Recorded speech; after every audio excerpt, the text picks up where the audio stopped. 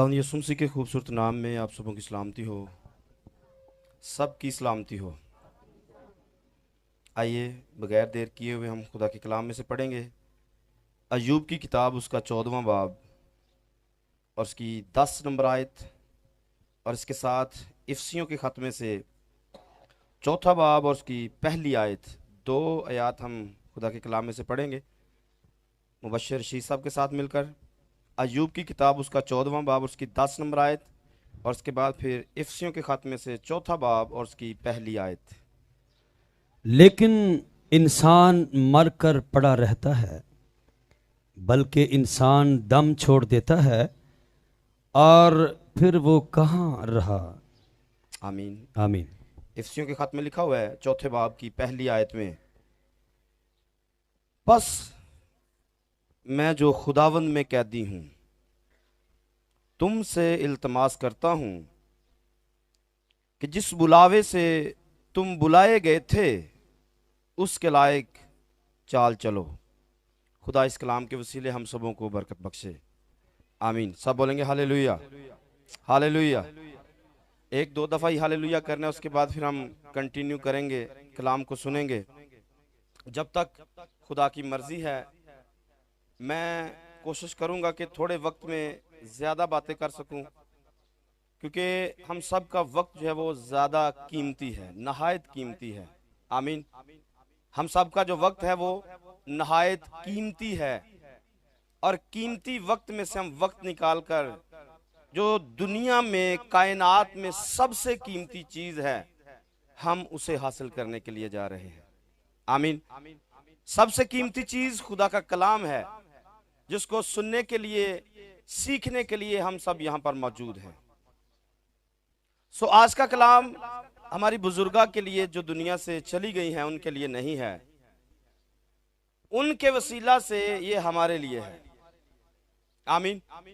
हमारी बुजुर्गा के वसीला से ये कलाम हम सबों के लिए है जो इस वक्त जिंदा हैं, और उसके बाद ये साउंड सिस्टम के वसीला से जहां जहां तक ये आवाज़ जा रही है उनके लिए, फिर ऑडियो या वीडियो के वसीला से ये पैगाम दुनिया में जहां जहां पर भी जाएगा ये आवाज़ उनके लिए है। सब बोलेंगे हालेलुया, सब बोलेंगे एक दफा फिर से हालेलुया। एक जुमला बोलने लगा हूं, ये आवाज किसी मरे हुए के लिए नहीं है। आज की आवाज किसी मरे हुए के लिए, जितने यहां पर मरे हुए हैं उनके लिए आज का कलाम नहीं होगा।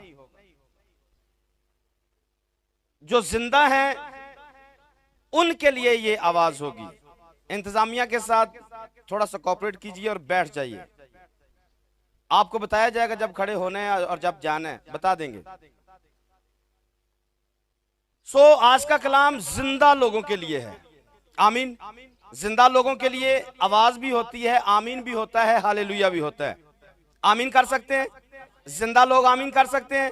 हमारी बुजुर्गा चली गई हैं, हमारी बुजुर्गा, उन्होंने आमीन नहीं करना है। जो जिंदा है उन्होंने आमीन करना है, आपने यहां पर होने का सबूत देना है। आमीन। सो इससे पहले कि हम जो पढ़ा गया है उस पर बात करें, चंद एक बातें उससे पहले मैं करना चाहता हूं। खुदा के खादम के ताल्लुक से, पास्टर कलीम साहब के ताल्लुक से, उनकी फैमिली के ताल्लुक से मुझे बार बार एक चीज जो बहुत ज्यादा अंदर से तकलीफ दे रही थी वो ये थी कि जब तक बंदा जिंदा होता है शायद उसकी कदर नहीं होती। जब तक बंदा जिंदा होता है तब तक उसकी कदर नहीं होती। मर जाए या चला जाए, मर जाए या चला जाए, फिर उसकी कदर होती है। तो मैं इस फैमिली के लिए नहीं कह रहा हूं, मैं अपने लिए ये जुमला कह रहा हूं कि शायद मुझे जो बुजुर्गा चली गई हैं उनकी कदर करना आया ही नहीं है। मैं अपने लिए कह रहा हूं कि मैंने जाने अनजाने में शायद वक्त खो दिया है।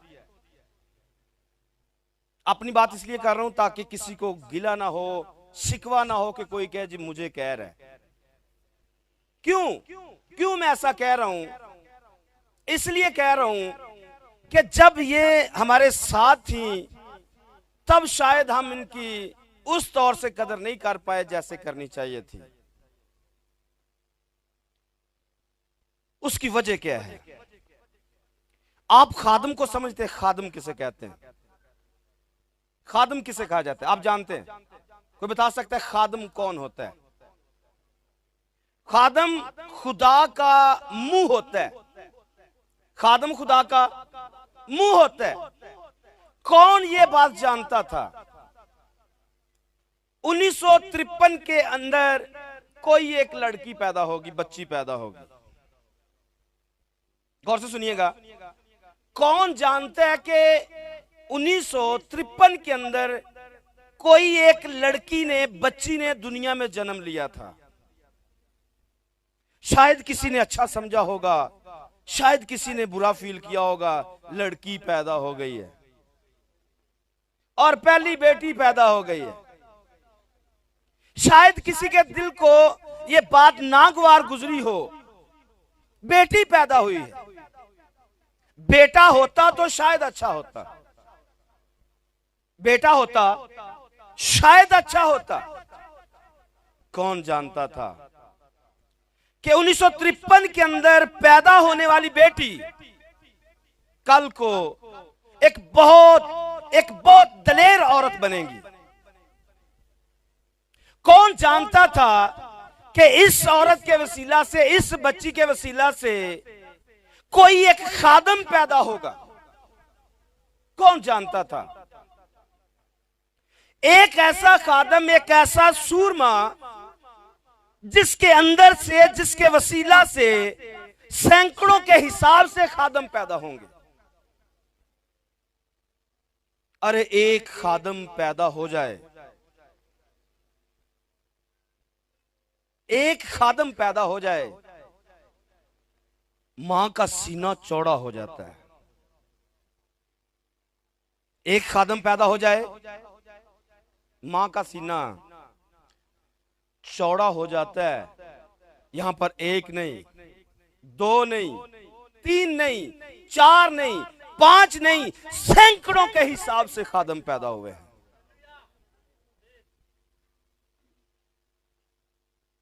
अब बात करें पास्टर कलीम की, reverend Kaleem Shaukat, chairman NJC, pastor Kaleem Shaukat, Waseem Shaukat, Saleem Shaukat, Mubashra Maryam, Mubashra Bushra, Mubashar यूएल, मुबशर नबिया, कितने गिनेंगे?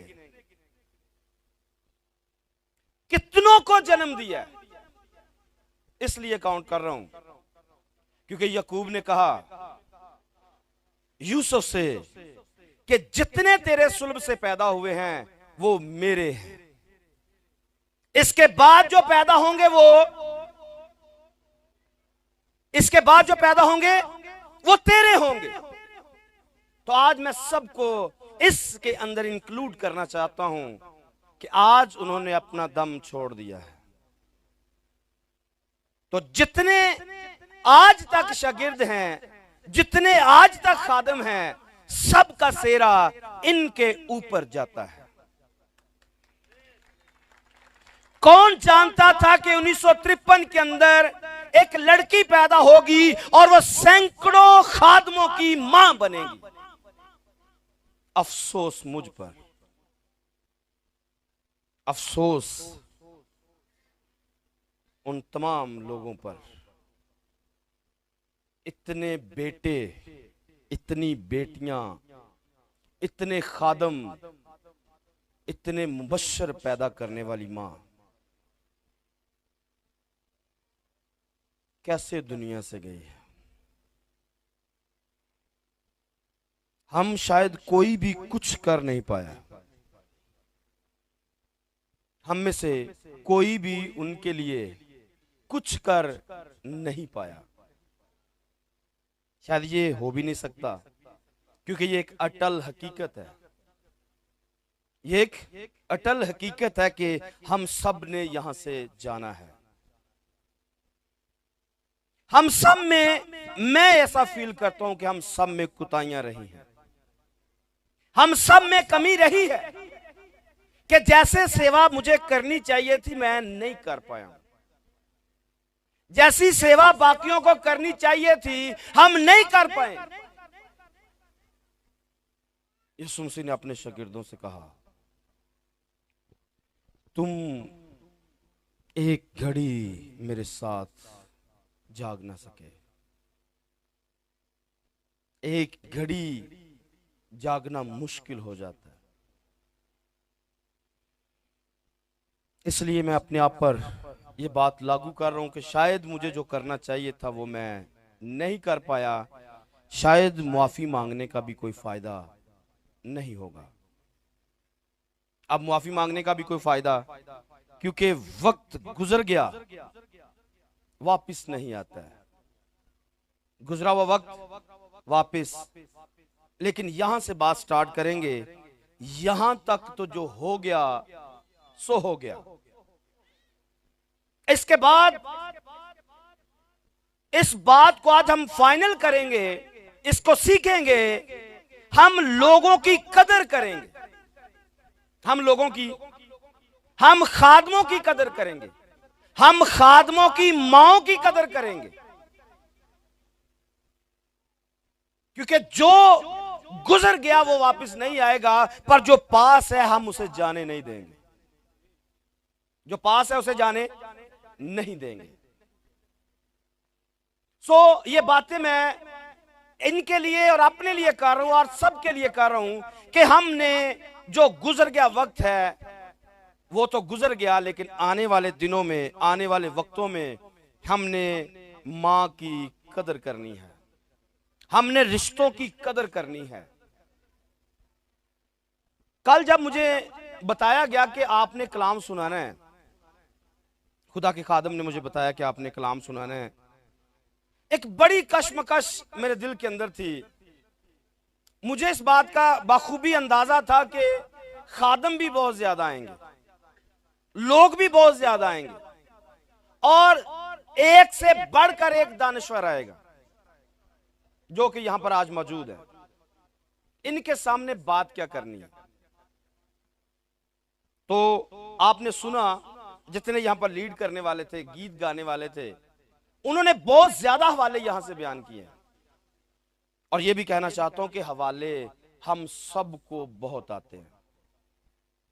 हम यहां पर जितने भी लोग हैं, हमें हवाले बहुत आते हैं, बाइबल जुबानी बहुत आती है, लेकिन शायद कदर करना नहीं आती है। हवाले बहुत आते हैं लेकिन उनकी कदर करना नहीं आती है। हवाला याद हो जाना, आयत याद हो जाना, बाइबल याद हो जाना एक फर्क मटेरियल है, लेकिन बाइबल पर अमल करना एक फर्क मटेरियल है। तो आज हम इस बात को लेकर आगे बढ़ेंगे कि इंसान जिसके बारे में हमने पढ़ा है, इंसान पैदा होता है, मरता है, वो दम छोड़ता है और छोड़कर वो पड़ा रहता है। तो मैंने आपके सामने रखा कि मेरे दिल के अंदर एक कश्मकश थी, क्या सुनाया जाए। तो जैसे कल डॉक्टर साहब ने ये बात कही कि आपके पास 1-2 घंटा मौजूद है, आप अपने इंतजामात करें, तो हमने तकरीबन सबको तकरीबन अंदर खाते में इन्फॉर्म कर दिया कि डॉक्टर साहब ने बता दिया कि 1-2 घंटे में हमारी बुजुर्गा हमसे जुदा हो जाएंगी। तो लास्ट टाइम पे आखिरी राउंड जब लगाने के लिए मैं अंदर गया तो सलीम साहब मेरे साथ खड़े थे और मेरा ध्यान बुजुर्गा की तरफ था। सलीम मेरे कंधे के साथ ऐसे खड़ा था, मैं उसके साथ खड़ा था। तो खुदा ने एक बात मेरे अंदर डाली, वो बात मैं आपके साथ शेयर करना चाहता हूं। वो बात क्या है? मैंने मां को मरते देखा है।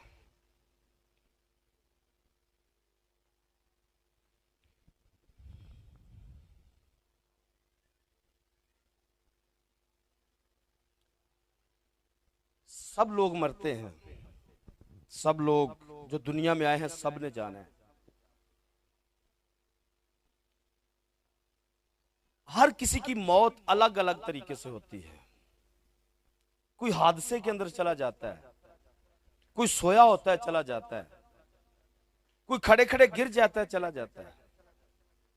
लेकिन जिस बात को मैं आपके सामने रखना चाहता हूं वो है, मैंने मां को मरते देखा है। बात करेंगे मरने की, तो मरने के साथ एक नहीं कई लफ्ज मिलते जुलते मुमासलत रखते हैं। मर जाना, दम छोड़ देना, मर जाना, दम छोड़ देना, या फिर इंतकाल कर जाना, कूच कर जाना, बर्बाद हो जाना, खत्म हो जाना। ये सारे लफ्ज आपस में मिलते जुलते हैं। लेकिन मैं बात जो आप तक पहुंचाना चाहता हूं वो दम छोड़ने की नहीं है, क्योंकि हमारी बुजुर्गा ने दम छोड़ दिया। बाइबल में ऐसे हवाला जात पड़े हुए, जो हवाला हमने अय्यूब की किताब में से पढ़े, आदमी दम छोड़ देता है और वो पड़ा रहता है। मैं आपको मरने की बात बताने वाला हूं, दम छोड़ने की नहीं। मरना फर्क चीज है, दम छोड़ना फर्क चीज है। अब मेरे साथ एग्री करेंगे? मरना फर्क चीज है, दम छोड़ना फर्क चीज है। दम तो यहां पर पड़े पड़े हमारी बुजुर्गा ने दम छोड़ दिए। अब्राहम के बारे में पढ़ेंगे, यूसुफ के बारे में पढ़ेंगे, याकूब के बारे में पढ़ेंगे। लिखा वो अपने लोगों में जा मिले, उन्होंने दम छोड़ दिया और वो अपने लोगों में जा मिले। हमारी बुजुर्गा ने दम छोड़ दिया, वो मुकद्दसीन में जा मिली है। लेकिन मैं मां के मरने की बात आपको बताने वाला हूं। एक मां कब कब मरती है, एक मां कब कब मरती है। याद रखिए, जब वो किसी बच्चे को जन्म देती है, जब वो किसी बच्चे को जन्म देती है, वो खुद मर कर किसी नई जिंदगी को दुनिया के अंदर लेके आती है। आप औलाद के बारे में पढ़ेंगे, औलाद के बारे में लिखा है, औलाद खुदावंद की तरफ से मीरास है। औलाद खुदावंद की तरफ से, शायद ये आपके लिए जुमला कुछ फर्क हो सकता है। औलाद खुदावंद की तरफ से, आप बोल सकते हैं सारे, औलाद खुदावंद की तरफ से मीरास है। बोलिए, मीरास कब मिलती है? मरने के बाद जो चीज आपको मिले, मरने के बाद जो चीज आपको, हमारी बुजुर्गा दुनिया से चली गई, इनके पास जो कुछ भी था आज इनके बच्चों के पास वो ट्रांसफर हो गया। ये मिरास में जो कुछ भी इनको मिला, चारों बच्चों को, ये मिरास है। लेकिन मिरास के पीछे इनको मरना पड़ा है। मिरास के पीछे इनको, किसी को मरना पड़ता है फिर जाकर मिरास मिलती है। तो आप सोचिए कि जब लिखा है औलाद खुदावंद की तरफ से मिरास है, तो पीछे किसी को समझ सकते हैं। अगर खुदा मिरास दे रहा है तो पीछे खुदा को मरना पड़ रहा है। अगर मां कोई बच्चा दुनिया में नया पैदा कर रही है, मां को मरना पड़ता है। मां एक दफा नहीं, दो दफा नहीं, 10 दफा नहीं, सैकड़ों, हजारों, करोड़ों दफा अपनी जिंदगी के अंदर मरती है। अभी बच्चा छोटा है, बाहर निकला है, बच्चा नीचे गिरा, मां के मुंह से लफ्ज निकलते हैं, मां मर जाए। हाँ, ये तो कोई मां होगी तो उसे पता होगा। मैं बात मां की कर रहा हूं। बच्चा गिरा, बच्चे का एक्सीडेंट हुआ, बच्चा भूखा रह गया, बच्चे को ये हो गया, बच्चे को वो हो गया, मां मर गई।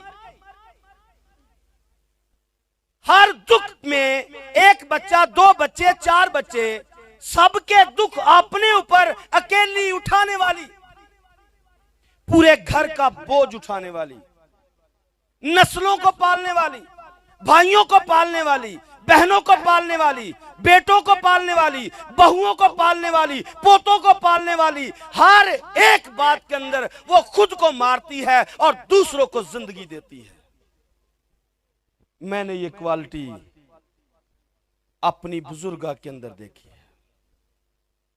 उसने भाइयों को पाला, उसने बेटों को पाला, बहुओं को पाला, फिर भाइयों को पाला। खुद तो मरती रही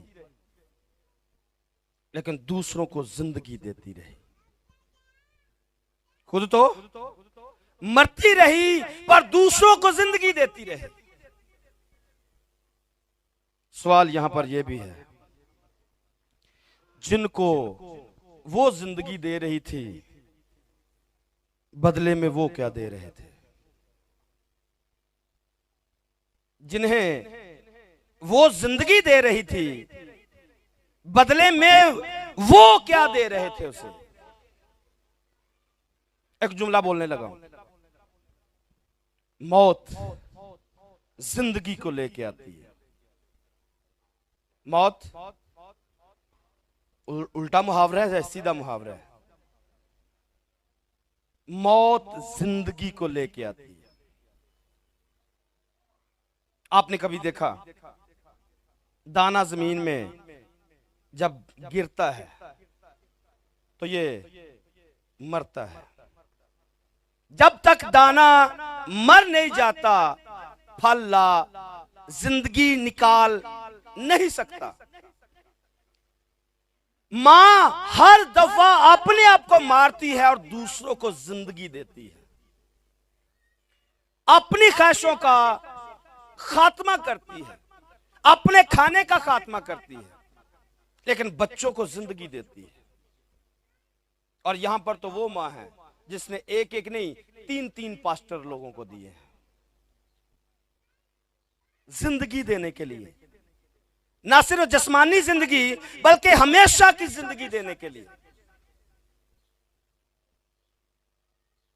यीशु मसीह के बारे में एक जुमला लिखा हुआ है, हमने उसे खुदा का मारा कूटा हुआ समझा। हमने उसे खुदा का मारा कूटा हुआ, हमने उसकी कुछ कदर ना की। हमने उसकी शायद जो जिंदगी देते हैं उनकी कदर नहीं होती है। जो जिंदगी देते हैं उनकी कदर यही वजह है कि आज मां बाप जिंदगी देने वाले दुखों के अंदर जिंदगी बसर कर रहे हैं। बच्चों को खुशियां देने वाले, बच्चों को जिंदगी देने वाले, बच्चों को बहुत कुछ देने वाले मरने के करीब भी जाते हैं। जाते जाते यही सोचते हैं चलो एक घर एक कमरा बना के दे जाते हैं, हमारे पीछे बच्चे खुश रहेंगे। लेकिन बच्चे उसी जीते जी उसी कमरे में बैठकर, उसी घर में बैठकर अपने मां बाप को किसी बाहर जगह पे खड़ा करते हैं। तब मां मरती है, तब बाप मरता है। जब मेहनत मां बाप करे, खिलाए बच्चों को और बच्चे आगे से कुछ कदर ना करें, मां मरती है। लेकिन फिर भी जिंदगी देती है, फिर भी अपने बच्चों को सुकून देती है। तो आयत मैंने जो आपके सामने पढ़ी है उस पर भी कुछ बात करना चाहता हूं। अपने बुलाए जाने पर गौर करना है। आयत जो हमने पढ़ी इफिसियों के खत में बुलावे के ऊपर, पौलुस कहते हैं कि मैं खुदावंद का कैदी हूं और तुमसे इल्तमास करता हूं कि जिस बुलावे से तुम बुलाए गए थे उसके लायक चलो। और आगे लिखता है, यानी कमाल फरोतनी और हिलम के साथ तहम्मुल करके मोहब्बत से एक दूसरे की बर्दाश्त करो। तो हमारी बुजुर्गा के अंदर ये क्वालिटी थी। ऐसी गवाहियां मैं पहले से भी जानता हूं, लेकिन कल से मुझे बताया भी गया कि बुजुर्गा को किसी के साथ कभी झगड़ा करते हुए नहीं देखा है। गवाही दे सकते हैं, यहां से गवाही पक्की कर सकते हैं। गवाहियां पीछे आ रही। झगड़ा करते हुए किसी के साथ देखा नहीं है। अपनी बहुओं के साथ झगड़ा नहीं करती थी, बेटों के साथ झगड़ा, दरानियों के साथ झगड़ा, क्योंकि ये जेठानी थी, दरानी नहीं थी, किसी के साथ झगड़ा करते हुए नहीं देखा। हमारा इनके साथ रिश्ता, क्योंकि हमारी छोटी बहन इनके घर में, इनकी बहू है, हमारे साथ कभी इनका कोई झगड़ा नहीं हुआ। हालात नरम हुए, गर्म हुए, इनकी तरफ से कभी कोई लड़ाई झगड़ा नहीं आया। वजह क्या है? शायद ये अपने बुलावे को पहचानते थे। ये अपने बुलावे को, कि मैं किस मकसद के लिए दुनिया में भेजी गई हूं। एक दूसरे के साथ तहम्मुल करके, फरोतनी के साथ, हिलम के साथ, एक दूसरे के साथ मोहब्बत में बंधी रहती थी। आप जानते कि मोहब्बत करना कितना आसान है। मोहब्बत करना, यह जुमला कह देना आसान है कि सबकी बर्दाश्त करो, सबके साथ तहम्मुल के साथ पेश आओ। आपके साथ दूसरा कोई भी कुछ भी कर सकता है। आप सोच सकते हैं 70-80 साल उम्र पाकर क्या कोई इनको तंग नहीं करता होगा, कोई तकलीफ नहीं देता होगा, कोई परेशान नहीं करता होगा, लेकिन फिर भी सब कुछ बर्दाश्त करते थे। क्यों? क्योंकि अपने बुलाए जाने पर गौर करते थे, अपने बुलावे को पहचानते थे। तो मैं आज आपको यह कहना चाहता हूं, हम सब जमीन पर बुलाए गए हैं। हम सब के सब ऊपर से नीचे बुलाए गए हैं, लेकिन एक दिन आने वाला कि हम यहां से कूच करके ऊपर बुलाए जाएंगे। और जब ऊपर से नीचे आए, कैसे जिंदगी बसर की, फिर वापस जाके मुंह क्या दिखाना है। यहां आए हैं, यहां से हमने वापस भी जाना है। इस बात को समझिए। 2 मिसालें देकर आपके सामने बात करना चाहूंगा। आप सूरज को देखते हैं, सूरज सुबह तलु होता है, फिर ये घूमता है। यूं कहें 6 बजे ये पैदा हो चुका है, 9 बजे ये स्कूल के अंदर इंटर हो चुका है, 12 बजे ये जवान हो चुका है, 3 बजे के करीब ये बूढ़ा होना शुरू करता है, 6 बजे ये मर जाता है। क्या ये मरा रहता है? हाँ, क्या सूरज मरा रहता है? नहीं, एक खामोशी के अंदर सफर तय करता है, जिसको हम रात कहते हैं। रात के बाद ये फिर से घूमकर अपने तलु की जगह को पहचानता है, फिर से तलु हो जाता है। अपने बुलाए जाने पर गौर करना है कि क्या हमने, जो आज हम यहां पर तलु हुए हैं, एक दिन किसी दूसरी जगह पे जाकर भी तलु होना है। एक दिन अदालत भी आनी है, एक दिन हमने यीशु के सामने भी खड़े होना है, एक दिन हमने रोशनी को दोबारा से बनाना है, या फिर से हमने उस रोशनी के सामने खड़े होना है, या सूरज की तरह हमने चमकना है। फूल को देखिए, फूल अपने अंदर बीज रखता है, उसे बोया जाता है या खुद से उग जाता है। वो बड़ा होता है, फूल निकालता है, फूल अपनी खुशबू देता है, खुशबू देने के बाद मुरझा जाता है, फिर मर जाता है, अगले सीजन में वो फिर निकल आता है। तो इस बात को समझना है कि हम सब जो यहां पर मौजूद है, हम सब जो यहां पर मौजूद हैं, हम सब के सब यहां पर मरेंगे, लेकिन मरने के बाद एक वक्त आएगा फिर से तलू होना है। दानियल कहते हैं वो तेरे जाग उठेंगे, कुछ हयात अब्दी के लिए और कुछ हयात जिल्लत के लिए। अपने बुलावे को आज हमने पहचानना है, हम बुलाए गए हैं या नहीं बुलाए गए हैं। अगर बुलाए गए हैं तो किस पॉइंट पर खड़े होने के लिए बुलाए गए हैं। तो ये आखिरी पॉइंट है, इस पर थोड़ा वक्त गुजरेगा, पॉइंट आखिरी है, इसको समझना है। हम बुलाए गए हैं, चंद बुलाए हुओं को देखेंगे कि बुलाए हुए जो होते हैं उनकी निशानियां क्या होती हैं। जो बुलाए होते हैं उनकी निशानियां क्या होती हैं। लाजर को कितने लोग जानते हैं? गरीब लाजर जानते हैं या नहीं? क्या स्टोरी है उसकी?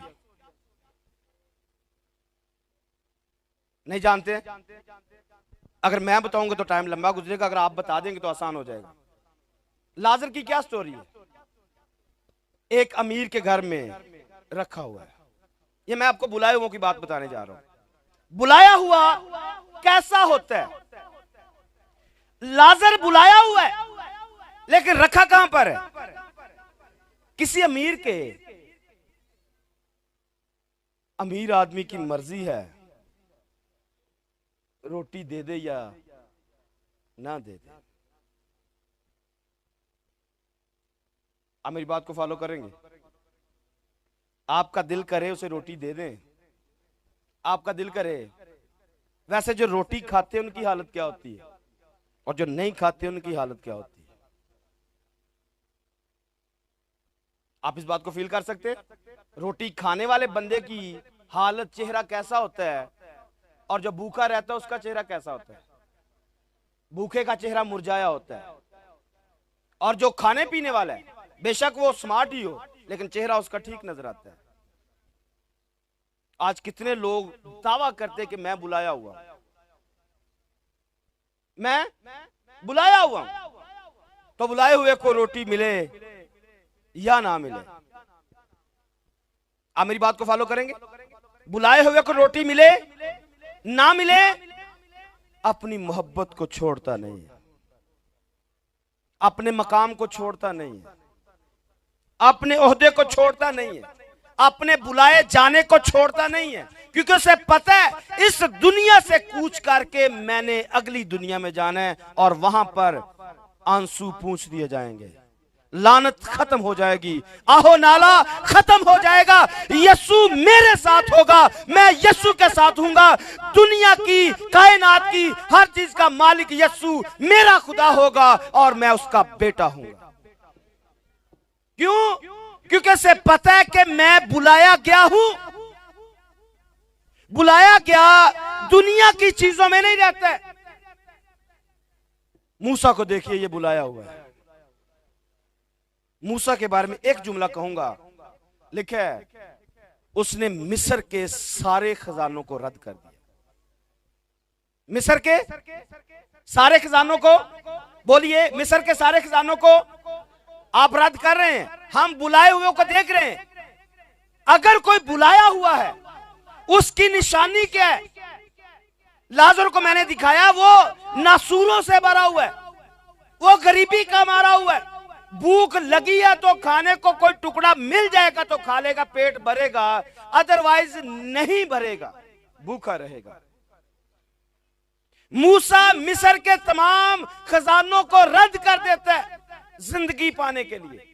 पलूस को देखिए, पलूस बुलाया हुआ है, मैं अच्छी कुश्ती लड़ चुका, जीना मेरे लिए मसीह और मरना नफा। कब हुआ, कैसे हुआ? उसने कहा जितनी चीजें मेरे नफा की हैं मसीह की खातिर मैं उनको कूड़ा समझता हूं। जितनी चीजें मेरे नफा की हैं मसीह की खातिर मैं उनको कूड़ा समझता हूं। यीशु मसीह को देखिए, यीशु मसीह ने कहा लोमड़ियों के बट होते हैं, हवा के परिंदों के घोंसले, लेकिन इब्ने आदम के लिए और जो बुलाए होते हैं उनके लिए जमीन पर सर धरने की भी जगह नहीं होती। जो बुलाए हुए हैं उनके लिए घर के अंदर, चर्च के अंदर, खानदान के अंदर कोई जगह नहीं होती। लोग उन्हें रद्द करते हैं, मुआशरे में उनको रद्द किया जाता है, खानदान में उनको रद्द किया जाता है, चर्च में उनको रद्द किया जाता है। क्यों? क्योंकि वो बुलाए होते हैं, क्योंकि वो बुलाए हुए होते हैं।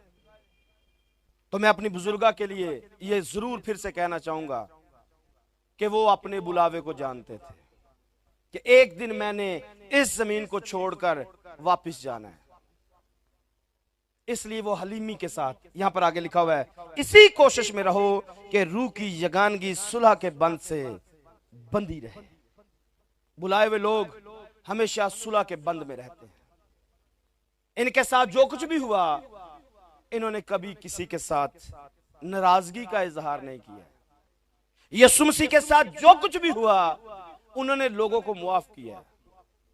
लेकिन आप सबों के लिए कहना चाहता हूं, एक दूसरे की कदर करें, अपने बुलावे की कदर करें, बर्दाश्त करें, रूह में एक दूसरे के साथ बंधे रहें, रूह में एक दूसरे के साथ बंधे रहें, बर्दाश्त करें, क्योंकि एक दिन हम सब ने इसी बिस्तर के ऊपर पड़ना है और हम सब के लिए कोई ना कोई रो रहा होगा, कोई कलाम सुना रहा होगा, कोई कब्र का इंतजार कर रहा होगा, कोई उठाने के लिए जल्दी कर रहा होगा, बस जल्दी करो, निकालो, वहां पर डाल के आओ। लेकिन क्यों, यह कितना अच्छा है कि हम सब के सब इस जमीन पर जब तक वक्त गुजार रहे हैं, एक दूसरे की कदर करें, रिश्तों की कदर करें, माँ की कदर करें, बाप की कदर करें, खादमों की कदर करें, कलीसिया की कदर करें, एक दूसरे की कदर करें और अपने बुलावे को समझें कि एक आवाज हम सब के लिए आ रही है। और आवाज क्या है? ज़ियाफत तैयार हो चुकी है। आवाज क्या है? ज़ियाफत, आ जाओ। तो आप और मैं एक दिन इसी सफर में से होते हुए उस ज़ियाफत तक पहुंचने वाले हैं। इसी जगह से होते हुए हम उस ज़ियाफत तक पहुंचने वाले हैं। अपनी जिंदगी पर गौर करें, क्या आप उस ज़ियाफत का हिस्सा हैं या नहीं है? अगर नहीं है तो अभी तक सांस आप में चल रहा है। सांस आप में, सांस है तो चांस है, सांस गया तो चांस। इन्होंने जो करना था ये करके चले गए हैं। ये अपने बुलावे को जानते थे। ये आसमान की बादशाही में मेरा और आपका ईमान है कि ये आसमान की बादशाही में दाखिल हो चुके हैं। आमीन। ये आसमान की बादशाही में दाखिल हो चुके हैं, क्योंकि ऐसा पैदाइश की किताब में लिखा हुआ है, आदम से कहा गया कि तू खाक है और खाक में। हमने इस टर्म को तकरीबन बंद कर दिया उन तमाम लोगों के लिए जो रूहुल कुदस याफ्ता हैं। हम उनके लिए जनाजे के वक्त में इस आयत को नहीं पढ़ते हैं, क्योंकि एक वक्त आया है या आगे आएगा जब भेड़ों का और बकरियों का इंसाफ किया जाएगा। भेड़ों को बकरियों से अलग दिखाया जाएगा, भेड़ें बकरियों से अलग होंगी। आप इस बात को समझिए, एक बकरी एक भेड़, दोनों का आपस में कोई मुआवजा नहीं है। और यही काम अदालत वाले दिन होना है। और खादम यहां पर खड़ा है अदालत के लिए, कलाम यहां पर खड़ा है अदालत करने के लिए, ये बताने के लिए एक तरफ एक पोडरी पड़ा हुआ है मरा हुआ, एक तरफ एक खादम पड़ा हुआ है, ईमानदार पड़ा हुआ है, रूहुल कुदस याफ्ता बंदा पड़ा हुआ है। क्या दोनों को कहेंगे तू खाक है और खाक में चल भाई? हाँ, क्या दोनों के लिए एक ही जुमला रह गया? मैं याद दिलाना चाहता हूं आपको कि यह जुमला तब बोला गया जब आदम लानत के अंदर पहुंच गया है। यह जुमला उनके लिए या तब बोला गया जब वो लानत को हासिल कर चुके हैं। तो ये तमाम उन लोगों के लिए आज भी वैलिड है जो आज भी लानत के अंदर जिंदगी बसर कर रहे हैं। वो खाक है, खाक में ही रहेंगे इस जमीन पर भी, मरने के बाद भी, मरने उसके बाद भी वो खाक है और खाक में ही रहेंगे। लेकिन उन तमाम लोगों के लिए जो रूहुल कुदस हासिल कर लेते हैं, जिनकी कोशिशों से बतेरे सादिक हो जाते हैं, उनके बारे में लिखा है वो सितारों की मानद अब्दुल-आबाद रोशन रहेंगे। दानियल की किताब में लिखा हुआ है वो सितारों की मानद अब्दुल-आबाद रोशन रहेंगे। तो ये एक डिफरेंस है जिसको समझना है। ईमानदार बंदे के बारे में जुमला फर्क लिखा हुआ है। यीशु मसीह ने कहा जो मुझ पर ईमान लाता है, जो मुझ पर ईमान लाता है वो मर भी जाए तो भी वो जिंदा है, तो भी वो। यीशु मसीह ने कहा मैं मर गया था, मैं मर गया था, अब जिंदा हूं, अब्दुल-आबाद जिंदा रहूंगा। हमारी मां ऐसा कह सकती है, मैं मर गई थी, अब जिंदा हूं, अब तो लबा जिंदा रहूंगी। जी हां, जब हम गुनाह के एतबार से मर जाते हैं, हम मसीह के साथ सो जाते हैं। क्योंकि मरना, मैंने शुरू में बताया, मरना, बर्बाद होना, दम छोड़ना, ये मिलते जुलते अल्फाज है। इंतकाल कर जाना मिलते जुलते अल्फाज है। मरना फर्क चीज है। मरता, मैंने आपको दिखाया, हर बात पे आदमी मरता है। यकूब की स्टडी के ऊपर मैंने एक दफा एक जुमला बोला था कि लिखा यकूब ने दम छोड़ दिया।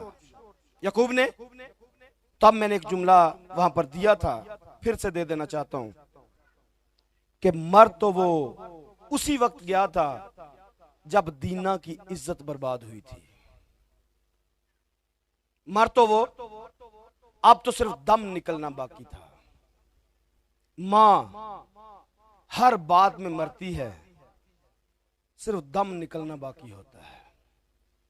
जब एक बेटा मां की आंखों का नूर हो और बेटे को वो हर लम्हे तरस रही हो, तो मर तो वो हर लम्हा रही होती है। मां बेटे के लिए तरसती हो, मां बहू के लिए तरसती हो, मां पोतों को पोतियों को खिलाने के लिए तरसती हो, मां बेटों के साथ गुफ्तगू करने के लिए तरसती हो। बेटों के पास वक्त ना हो, बहुओं के पास वक्त ना हो, पोते पोतियों के पास वक्त ना हो, वो तो हर लम्हे में मर रही होती है। अब तो सिर्फ दम छोड़ना बाकी होता है। तो अपने रिश्तों की कदर करें, माओं को इस मरने से बचाएं, बाप को इस मरने से बचाएं, एक दूसरे के साथ वक्त गुजारें, एक दूसरे के साथ फेलोशिप करें, एक दूसरे के साथ रूह में बंधे रहें। ये मैं समझता हूं ये बातें मुश्किल है, क्योंकि इंटरनेट का दौर है, मोबाइल एंड्रॉइड का फोन का दौर है, हर बंदा अपने आप में बिजी है, एक दूसरे के पास बैठे बैठे सारे बिजी हैं। रिश्तों को कोई नहीं जान रहा, कोई आपके लिए अकेला बैठा अंदर मर रहा है। कोई बाप मर रहा है, कोई मां मर रही है, कोई बहन मर रही है, कोई बीवी मर रही है, सिर्फ इस बात के लिए कि कब मेरे साथ कोई फेलोशिप करेगा, कब मेरे कोई दिल की हालत बताएगा। मां तो तब भी मरती है जब वो अपने बेटे को कहे ना, बेटा मुझे फलाने के साथ बात करनी है, फोन मिला दे, तो बेटा कहे थोड़ी देर बाद करा, तो बैलेंस नहीं है, पैकेज करवाने के लिए इसके पास हर वक्त पैसे रहते हैं। लेकिन मां की, बुजुर्गा मां की अपने भाई के, बहन के साथ, फूफी के साथ बात करवाने के लिए पैसे नहीं है। मर तो वो तब भी रही होती है। तो मैंने आपके सामने रखा है कि मैंने मां को मरते देखा है। मेरा ख्याल है अब भी आपने भी, बहुत सारों ने देख लिया है। और जितने नौजवान बच्चे हैं